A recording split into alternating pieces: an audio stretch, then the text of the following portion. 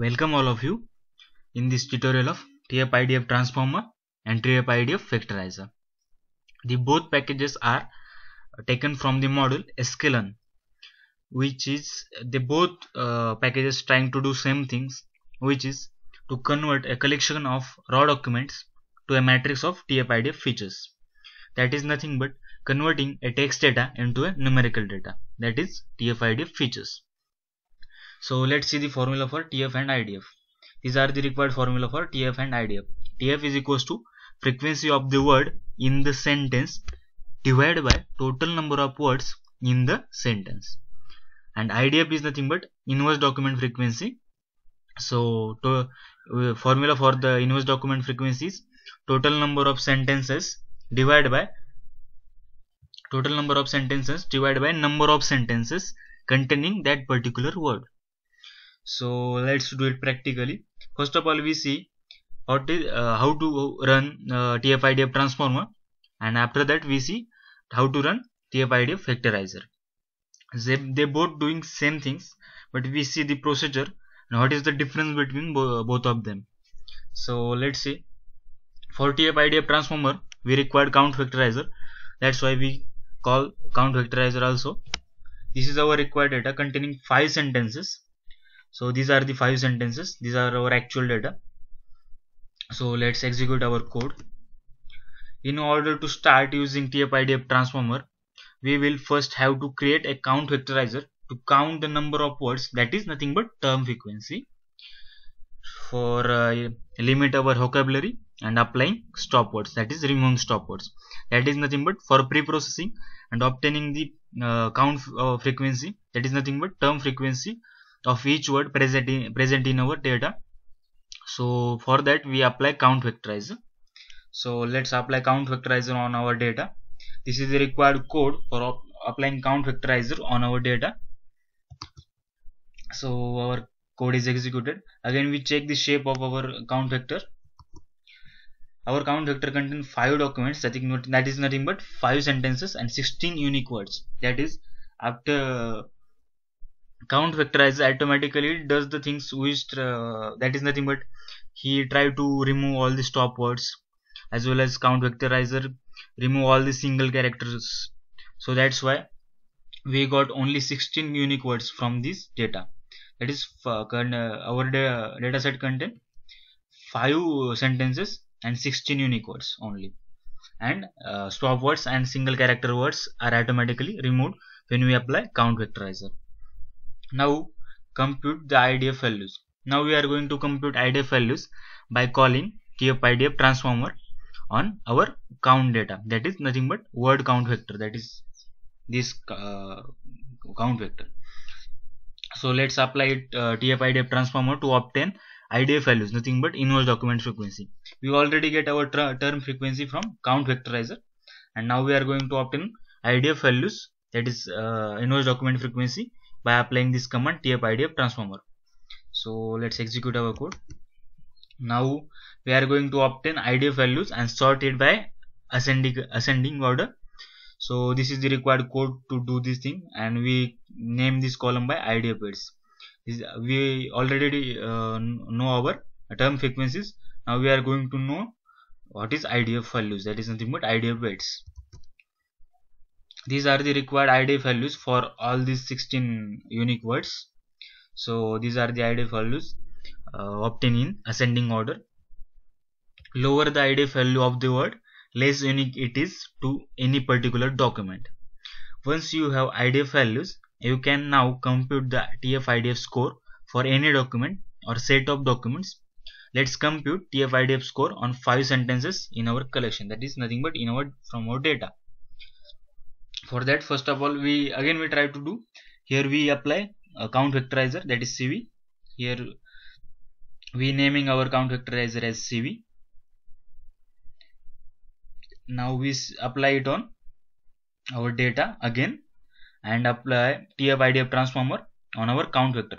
Count vector obtained after applying count vectorizer, and we again apply TF-IDF transformer dot transform command on this count vector to obtaining our TF-IDF score. That is nothing but we get IDF values applying TF-ID after applying TF-IDF transformer, and again it transform on our count vector, that is nothing but our count vector containing term frequency, and our TF-IDF transformer contain IDF values. So we get TF-IDF score after multiplying TF to the IDF. So in our first line, get the word count for the documents in the sparse matrix form, that is count vector. We could have actually used word count vector from above. However, in practice, you may be computing TF-IDF scores on a set of new unseen documents. When you do that, you will first have to do cv.transform, that is nothing but this command, on your document to generate a matrix of word count, that is nothing but term frequency. You get term frequency from this. They after that invoking it to from TF-IDF transformer dot transform, invoking this count vector in TF-IDF transformer to and dot transform, you will get TF-IDF values. Now let's print our TF-IDF values. This is the required core for obtaining TF-IDF values, and we apply it in descending order. Here we apply it in descending order. Here we use only first document, that is nothing but first sentence from our 5 sentences. We obtain only TF-IDF score for only for the first sentence only. So this is the required TF-IDF score for first sentence. That is, these are the nothing but these are the words which are present in first sentence, and these are the TF-IDF values for the first sentence, that is nothing but first vector. So you can see here, this is the TF-IDF values.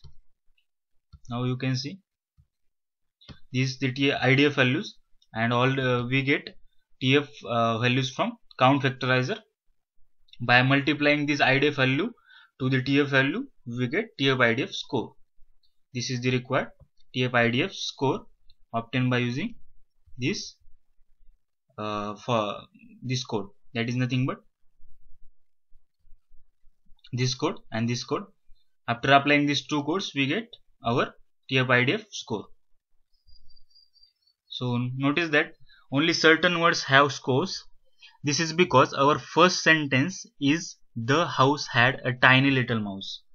You can see here. So in this first sentence you have TF-IDF scores and everything else shown up to 0. Notice that the word A is missing from the sentence. This is possibly due to internal pre-processing of the count vectorizer, where it removes all single characters. He also removes stop words also.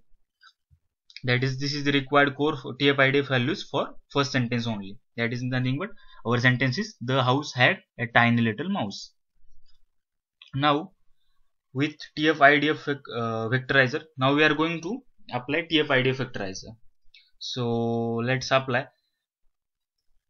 With TF-IDF vectorizer, you compute the word count as well as IDF values as well as TF-IDF values.